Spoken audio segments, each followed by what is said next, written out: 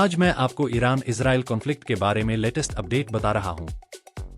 और मेरा यकीन करो, ये एक बहुत बड़ा टर्निंग पॉइंट है। 22 जून 2025 तक यूनाइटेड स्टेट्स इस लड़ाई में डायरेक्टली एंटर कर चुका है। ये अब सिर्फ शैडो वॉर नहीं है, ये फुल स्केल हो गई है। और स्टेक्स पहले से कहीं ज्यादा है। तो क्या हुआ? आज सुबह अमेरिकन फोर्सेस ने इजराइल के साथ मिलकर ईरान की 3 सबसे इंपॉर्टेंट न्यूक्लियर साइट्स और इस्फहान पर बड़े एयर स्ट्राइक किए। उन्होंने B-2 स्टेल्थ बॉम्बर्स और टॉमेहॉक क्रूज मिसाइल्स का यूज किया। सिर्फ रिएक्टर्स को ही नहीं, बल्कि सेंट्रल ईरान में मिसाइल स्टोरेज साइट्स और लॉन्च पैड्स को भी टारगेटेड किया। प्रेसिडेंट ट्रंप ने क्लेम किया कि ये साइट्स उनके वर्ड्स में कंप्लीटली डिस्ट्रॉयड हो गई है। और सबसे इंपॉर्टेंट बात यह है, उन्होंने ईरान को 2 हफ्ते दिए हैं ये डिसाइड करने के लिए कि उसकी अगली चाल क्या होगी। ये एक ऐसी डेडलाइन है जिसे पूरी दुनिया देख रही है। ईरान ने इंतजार नहीं किया। कुछ ही घंटों में उसने नॉर्थर्न और सेंट्रल इजराइल पर मिसाइल्स की बारिश कर दी।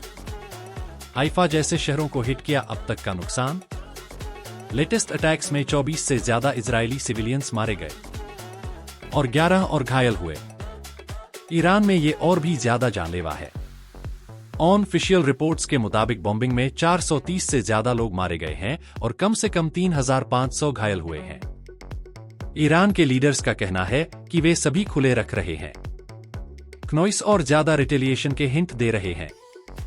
उन्होंने यूएन सिक्योरिटी काउंसिल की एक इमरजेंसी मीटिंग भी बुलाई है। इस बीच इजराइल प्राइम मिनिस्टर नेतन्याहू ने यूएस स्ट्राइक्स को हिस्ट्री चेंजिंग बताया। उन्होंने एक स्टेटमेंट के साथ अपनी बात पर जोर दिया। पीस सिर्फ टैंक से आती है उनके लिए। ये रिटर्न्स के बारे में है, डायलॉग के बारे में नहीं। लेकिन दुनिया हर कोई खुश नहीं है। यूनाइटेड नेशंस ने अटैक्स की सीधे तौर पर निंदा की और चेतावनी दी कि एक डेंजरस एस्केलेशन हो रहा है।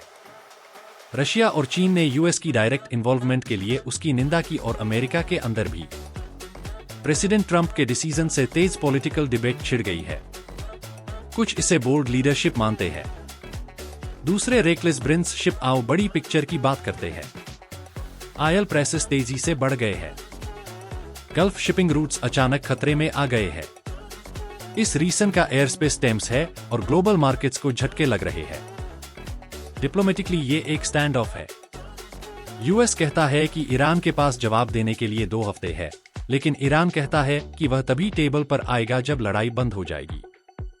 तो ये हमें कहां छोड़ता है?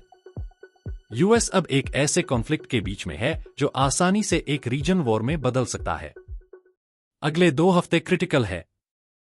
हर दिन प्रेशर बढ़ रहा है। सिर्फ मिडिल ईस्ट में ही नहीं, बल्कि दुनिया भर में भी इतने सारे moving parts, military, political, economic के साथ पूरी दुनिया अपनी सांस रोके हुए है। आगे जो भी होगा मैं आपको उसे ब्रेक डाउन करके बताता रहूंगा। क्नॉइस।